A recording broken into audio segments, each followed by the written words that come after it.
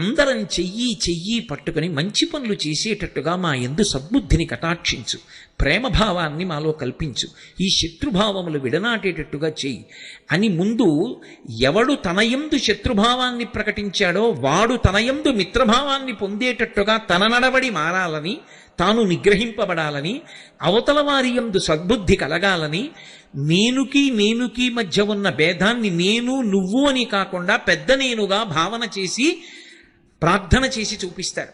అందుకే ఆత్మవత్ సర్వభూతేషు యపశ్యతి సపశ్యతి, అలా ఎలా చూస్తావో అలా చూడడం నేర్చుకో.